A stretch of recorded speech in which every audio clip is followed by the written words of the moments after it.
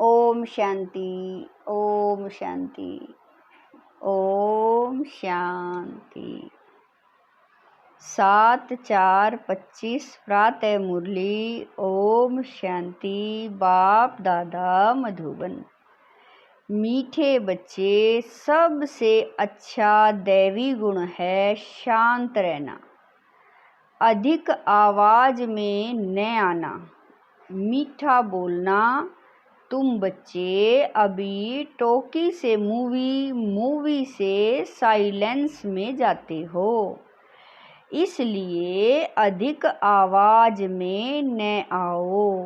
प्रश्न है, किस मुख्य धारणा के आधार से सर्वदैवी गुण स्वतः आते जाएंगे? उत्तर है, मुख्य है पवित्रता की धारणा। देवताएं पवित्र हैं, इसीलिए उनमें दैवी गुण हैं। इस दुनिया में कोई में भी दैवी गुण नहीं हो सकते। रावण राज्य में दैवी गुण कहाँ से आए? तुम रॉयल बच्चे अभी दैवी गुण धारण कर रहे हो। गीत है, भोलेनाथ से निराला और कोई नहीं। ओम शांति। अभी बच्चे समझते हैं कि बिगड़ी को बनाने वाला एक ही है। भक्ति मार्ग में अनेकों के पास जाते हैं, कितनी तीर्थ यात्राएं आदि करते हैं। बिगड़ी को बनाने वाला, पतितों को पावन बनाने वाला एक ही है। सदगति दाता, गाइड, लिबरेटर भी वह एक है। अब गायन है, परंतु अनेक मनुष्य, अनेक धर्म, मठ, पंथ, शास्त्र होने कारण अनेक रास्ते ढूंढते रहते हैं। सुख और शांति के लिए सत्संगों में जाते हैं ना। जो नहीं जाते वह मायावी मस्ती में ही मस्त रहते हैं। यह भी तुम बच्चे जानते हो कि अभी कलयुग का अंत है। मनुष्य यह नहीं जानते कि सतयुग कब होता है। अभी क्या है यह तो कोई बच्चा भी समझ सकता है। नई दुनिया में सुख, पुरानी दुनिया में जरूर दुख होता है। इस पुरानी दुनिया में अनेक मनुष्य हैं, अनेक धर्म हैं। तुम कोई को भी समझा सकते हो। यह है कलयुग। सतयुग पास्ट हो गया, वहाँ एक ही आदि सनातन देवी देवता धर्म था और कोई धर्म नहीं था। बाबा ने बहुत बार समझाया है, फिर भी समझाते हैं। जो आए उनको नई दुनिया और पुरानी दुनिया का फर्क दिखाना चाहिए। भले वह क्या भी कहें, कोई 10,000 वर्ष आयु कहते हैं, कोई 30,000 वर्ष आयु कहते हैं। अनेक मतें हैं, बाबा कह रहे हैं अनेक मतें हैं ना। अब उन्हों के पास तो है ही शास्त्रों की मत। अनेक शास्त्र, अनेक मत मनुष्य की मत है ना। शास्त्र भी लिखते तो मनुष्य है ना, देवताएं कोई शास्त्र नहीं लिखते। सतयुग में देवी देवता धर्म होता है, उन्हों को मनुष्य भी नहीं कहा जा सकता। तो जब कोई मित्र संबंधी आदि मिलते हैं तो उनको बैठ यह सुनाना चाहिए। विचार की बात है, नई दुनिया में कितने थोड़े मनुष्य होते हैं, पुरानी दुनिया में कितनी वृद्धि होती है। सतयुग में सिर्फ एक देवता धर्म था, मनुष्य भी थोड़े थे। दैवी गुण होते ही हैं देवताओं में, मनुष्यों में नहीं होते। तब तो मनुष्य जाकर देवताओं के आगे नमस्ते करते हैं ना। देवताओं की महिमा गाते हैं, जानते हैं वह स्वर्गवासी है। हम नरकवासी कलयुग वासी हैं। मनुष्यों में दैवी गुण हो न सके। कोई कहे फलाने में बहुत अच्छे दैवी गुण हैं, बोलो नहीं। दैवी गुण होते ही हैं देवताओं में, क्योंकि वह पवित्र हैं। यहाँ पवित्र न होने कारण कोई में दैवी गुण हो न सके, क्योंकि आसुरी रावण राज्य है ना। नए झाड़ में दैवी गुण वाले देवताएं रहते हैं, फिर झाड़ पुराना होता है। रावण राज्य में दैवी गुण वाले हो न सके। सतयुग में आदि सनातन देवी देवताओं का प्रवृत्ति मार्ग था। प्रवृत्ति मार्ग वालों की ही महिमा गाई हुई है। सतयुग में हम पवित्र देवी देवता थे, संन्यास मार्ग था नहीं। बाबा कह रहे हैं संन्यास मार्ग था नहीं। कितनी पॉइंट्स मिलती हैं, परंतु सभी पॉइंट किसकी बुद्धि में रह न सके। पॉइंट भूल जाती है, इसीलिए फेल होते हैं। दैवी गुण धारण नहीं करते हैं। एक ही दैवी गुण अच्छा है, जास्ती कोई से न बोलना, मीठा बोलना, बहुत थोड़ा बोलना चाहिए, क्योंकि तुम बच्चों को टोकी से मूवी से साइलेंस में जाना है, तो टोकी को बहुत कम करना चाहिए। जो बहुत थोड़ा धीरे से बोलते हैं तो समझते हैं यह रोयल घर का है, मुख से सदैव रतन निकले। सन्यासी अथवा कोई भी हो तो उनको नई और पुरानी दुनिया का कॉन्ट्रास्ट बताना चाहिए। सतयुग में दैवी गुण वाले देवताएं थे, वह प्रवृत्ति मार्ग था। तुम सन्यासियों का धर्म ही अलग है, फिर भी यह तो समझते हो ना, नई सृष्टि सतो प्रदान होती है, अभी तमो प्रधान है। आत्मा तमो प्रधान होती है तो शरीर भी तमो प्रधान मिलता है। अभी है ही पतित दुनिया, सबको पतित कहेंगे। वह है पावन सतो प्रधान दुनिया, वही नहीं बाबा करे हैं, वही नई दुनिया शोभ पुरानी होती है। इस समय सभी मनुष्य आत्माएं नास्तिक हैं, इसीलिए ही हंगामे हैं। धनी को न जानने के कारण आपस में लड़ते झगड़ते रहते हैं।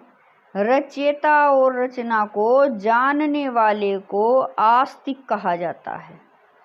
संन्यास धर्म वाले तो नई दुनिया को जानते ही नहीं, तो वहां आते ही नहीं। बाप ने समझाया है, अभी सब आत्माएं तमो प्रधान बनी हैं, फिर सभी आत्माओं को सतो प्रधान कौन बनाए? वह तो बाप ही बना सकते हैं। सतो प्रधान दुनिया में थोड़े मनुष्य होते हैं, बाकी सब मुक्ति धाम में रहते हैं, ब्रह्म तत्व में, जहाँ हम आत्माएं निवास करती हैं।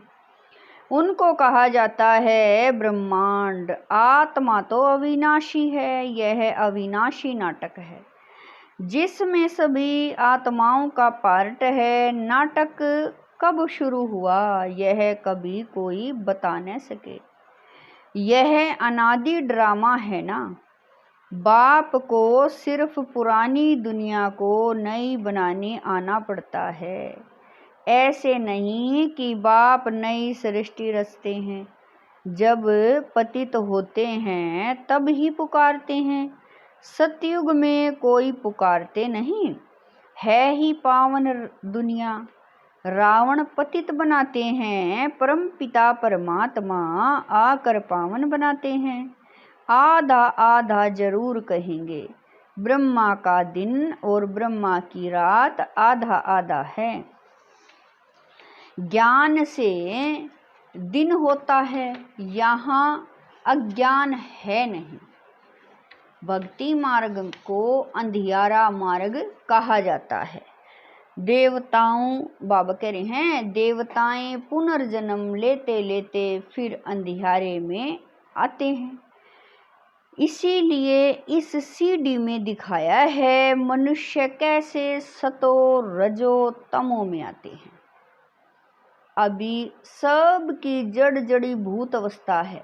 बाप आते हैं ट्रांसफर करने, अर्थात मनुष्य को देवता बनाने। जब देवता थे तो आसुरी गुण वाले मनुष्य नहीं थे। अभी इन आसुरी गुण वालों को फिर दैवी गुण वाला कौन बनाए? अभी तो अनेक धर्म, अनेक मनुष्य हैं, लड़ते झगड़ते रहते हैं। सतयुग में एक धर्म है तो दुख की कोई बात नहीं। शास्त्रों में तो बहुत दंत कथाएं हैं जो जन्म जन्मांतर पढ़ते आए हैं। बाप कहते हैं यह सब मार्ग, बाप कहते हैं यह सब भक्ति मार्ग के शास्त्र हैं, उनसे मुझे प्राप्त कर नहीं सकते। मुझे तो स्वयं एक ही बार आकर सबकी सदगति करनी है। ऐसे वापिस कोई जा न सके। बहुत धैर्य से बैठ समझाना चाहिए। हंगामा भी न हो। उन लोगों को अपना अहंकार तो रहता है ना। साधु संतों के साथ फॉलोअर्स भी रहते हैं। झट कह देंगे इनको भी ब्रह्म कुमारियों का जादू लगा है। सामान्य मनुष्य जो होंगे वह कहेंगे यह विचार करने योग्य बातें हैं। मेले प्रदर्शनी में अनेक प्रकार के आते हैं ना। प्रदर्शनी आदि में कोई भी आए तो उसे बड़े धैर्य से समझाना चाहिए, जैसे बाबा धीरज से समझा रहे हैं। बहुत जोर से बोलना नहीं चाहिए। प्रदर्शनी में तो बहुत इकट्ठे हो जाते हैं ना। फिर कह देना चाहिए आप कुछ टाइम देकर एकांत में आकर समझेंगे तो आपको रचयिता और रचना का राज समझाएंगे। रचना के आदि मध्य अंत का ज्ञान रचयिता बाप ही समझाते हैं। बाकी तो सब नेति नेति ही करके जाते हैं। कोई भी मनुष्य जा न सके। ज्ञान से सदगति हो जाती, फिर ज्ञान की दरकरार नहीं होती। यह नॉलेज सिवाय बाप के कोई समझा न सके। समझाने वाला कोई बुजुर्ग होगा तो मनुष्य समझेंगे यह भी अनुभवी है, जरूर सत्संग आदि किया होगा। कोई बच्चे समझाएंगे तो कहेंगे यह क्या जाने, तो ऐसे ऐसे को बुजुर्ग का असर पड़ सकता है। बाप एक ही बार आकर यह नॉलेज समझाते हैं, तमो प्रधान से सतो प्रधान बनाते हैं। माताएं बैठ उनको समझाएंगी तो खुशी होंगे। बाबा कह रहे हैं माताएं बैठ उनको समझाएंगी तो खुश होंगे। बोलो ज्ञान सागर बाप ने ज्ञान का कलश हम माताओं को दिया है, जो हम फिर औरों को देते हैं। बहुत नम्रता से बोलते रहना है। शिव ही ज्ञान का सागर है जो हमको ज्ञान सुनाते हैं। कहते हैं मैं तुम माताओं द्वारा मुक्ति जीवन मुक्ति के गेट खोलता हूँ और कोई खोल न सके। हम अभी परमात्मा द्वारा पढ़ रहे हैं, हमको कोई मनुष्य नहीं पढ़ाते। ज्ञान का सागर एक ही परमपिता परमात्मा है। तुम सब भक्ति के सागर हो, भक्ति की अथॉरिटी हो, न कि ज्ञान की। ज्ञान की अथॉरिटी एक में ही है। महिमा भी एक की करते हैं, वही ऊंचे ते ऊंच हैं। हम उनको ही मानते हैं, वह हमको ब्रह्मा तन से पढ़ाते हैं। इसीलिए ब्रह्मा कुमार कुमारियां गाए जाते हैं। ऐसे बहुत मीठे रूस, बाबा कह रहे हैं ऐसे बहुत मीठे रूप में बैठ समझाओ। भल कितना भी पढ़ा हुआ हो, ढेर प्रश्न करते हैं। पहले पहले तो बाप पर ही निश्चय कराना है। पहले तुम यह समझो रचता बाप है वा नहीं। सभी का रचयिता एक ही शिव बाबा है, वही ज्ञान का सागर है। बाप टीचर सतगुरु है।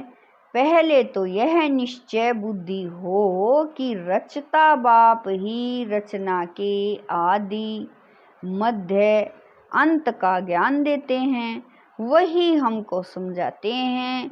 वह तो जरूर राइट ही समझाएंगे, फिर कोई प्रश्न उठ न सके। बाप आते ही हैं संगम पर, सिर्फ कहते हैं मुझे याद करो तो पाप भस्म हो जाएं।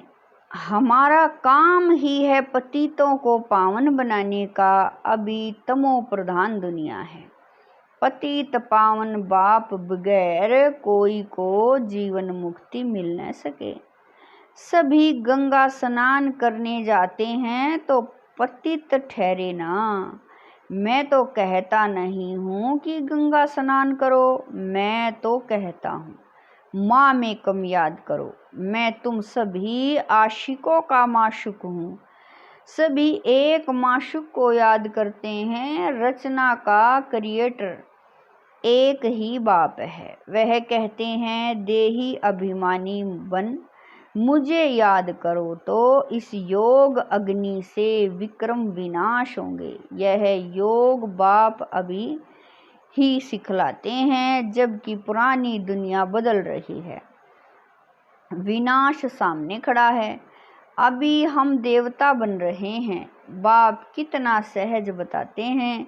बाप के सामने भले सुनते हैं, परंतु एक रस हो नहीं सकते। बुद्धि और तरफ भागती रहती है। भक्ति में भी ऐसे होता है, सारा दिन तो वेस्ट जाता है, बाकी जो टाइम मुकर्रर करते हैं उस समय भी बुद्धि कहाँ कहाँ चली जाती है। सबका ऐसा हाल होता होगा, माया है ना। कोई कोई बच्चे बाप के सामने बैठे ध्यान में चले जाते हैं। यह भी टाइम वेस्ट हुआ ना, कमाई तो नहीं हुई। बाप तो कहते हैं याद में रहो जिससे विक्रम विनाश हो। ध्यान में जाने से बुद्धि में बाप की याद नहीं रहती। इन सब बातों में बहुत घोटाला है। तुमको तो आंखें बंद भी नहीं करनी है, याद में बैठना है ना। आंखें खोलने से डरना नहीं चाहिए। आंखें खुली हो, बुद्धि में माशूक की याद हो, आंखें बंद करके बैठना यह कायदा नहीं है। बाप कहते हैं याद में बैठो, ऐसे थोड़ी कहते हैं आंखें बंद करो। आंख बंद कर कांध ऐसे नीचे कर बैठेंगे तो बाबा कैसे देखेंगे। आंखें कभी बंद नहीं करनी चाहिए। आंखें बंद हो जाती हैं तो कुछ दाल में काला होगा और कोई को याद करते होंगे। बाप तो कहते हैं और कोई मित्र संबंधी आदि को याद किया तो तुम सच्चे आशिक नहीं ठहरे। सच्चा आशिक बनेंगे तभी ऊंच पद पाएंगे। मेहनत सारी याद में है, देह अभिमान में बाप को भूलते हैं, फिर धक्के खाते रहते हैं। और बहुत मीठा भी बनना चाहिए, वातावरण भी मीठा हो, कोई आवाज नहीं, कोई भी आए तो देखे। बात कितनी मीठी करते हैं, बहुत साइलेंस होनी चाहिए, कुछ भी लड़ना झगड़ना नहीं। नहीं तो जैसे बाप टीचर गुरु तीनों की निंदा कराते हैं, वह फिर पद भी बहुत कम पाएंगे। बच्चों को अब समझ तो मिली है। बाप कहते हैं हम तुमको पढ़ाते हैं ऊंच पद पाने, पढ़कर फिर औरों को पढ़ाना है। खुद भी समझ सकते हैं। हम तो कोई को सुनाते नहीं हैं, तो क्या पद पाएंगे। प्रजा नहीं बनाएंगे तो क्या बनेंगे? योग नहीं, ज्ञान नहीं तो फिर जरूर पढ़े हुए के आगे भरी डोनी पड़ेगी। अपने को देखना चाहिए, इस समय ना पास हुए कम पद पाया तो कल्प कल्पांतर कम पद हो जाएगा। बाप का काम है समझाना, नहीं समझेंगे तो अपना पद भ्रष्ट करेंगे। कैसे किसी को समझाना चाहिए वह भी बाबा समझाते रहते हैं। जितना थोड़ा और आहिस्ते बोलेंगे उतना अच्छा है। बाबा सर्विस करने वालों की महिमा भी करते हैं ना, बहुत अच्छी सर्विस करते हैं तो बाबा की दिल पर चढ़ते हैं। सर्विस में बाबा कह रहे हैं सर्विस से ही तो दिल पर चढ़ेंगे ना। यह बाबा कह रहे हैं याद की यात्रा भी जरूर चाहिए, तब ही सतो प्रधान बनेंगे। सजा जास्ती खाएंगे तो पद कम हो जाएगा। पाप भस्म नहीं होते तो सजा बहुत खानी पड़ती है, पद भी कम हो जाता है, उसको घाटा कहा जाता है। यह भी व्यापार है ना, घाटे में नहीं जाना चाहिए। दैवी गुण धारण करो, ऊंच बनना चाहिए। बाबा उन्नति के लिए किस्म किस्म की बातें सुनाते हैं। अब जो करेंगे सो पाएंगे। तुमको परिस्तानी बनना है, गुण भी ऐसे धारण करने हैं। अच्छा, मीठे मीठे शकील दे बच्चों प्रति माता पिता बाप दादा का याद प्यार और गुड मॉर्निंग। रूहानी बाप की रूहानी बच्चों को नमस्ते। हम रूहानी बच्चों की रूहानी माता पिता बाप दादा को दिलवा जान शिकवा प्रेम से याद प्यार गुड मॉर्निंग नमस्ते। ओम शांति। मेरे बाबा मीठे बाबा प्यारे बाबा, लाख लाख शुक्रिया मेरे बाबा। धारणा के लिए मुख्य सार है नंबर 1, किसी से भी बहुत नम्रता और धीरे से बातचीत करनी है। बोल चाल बहुत मीठा हो, साइलेंस का वातावरण हो, कोई भी आवाज न हो, तब सर्विस की सफलता होगी। नंबर 2, सच्चा सच्चा आशिक बन एक माशूक को याद करना है। याद में कभी आंखें बंद कर कांध नीचे करके नहीं बैठना है, देही अभिमानी होकर रहना है। वरदान है सर्व खजानों को समय के प्रति और औरों के प्रति यूज करने वाले अखंड महादानी भव। वरदान है सर्व खजानों को समय के प्रति और औरों के प्रति यूज करने वाले अखंड महादानी भव।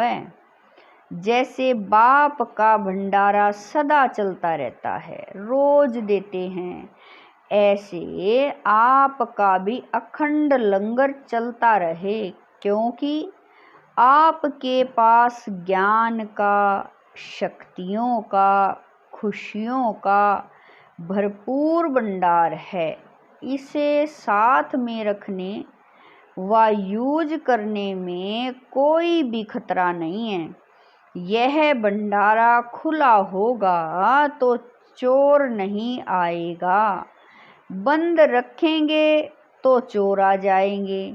इसीलिए रोज अपने मिले हुए खजानों को देखो और समय के प्रति और औरों के प्रति यूज करो तो अखंड महादानी बन जाएंगे।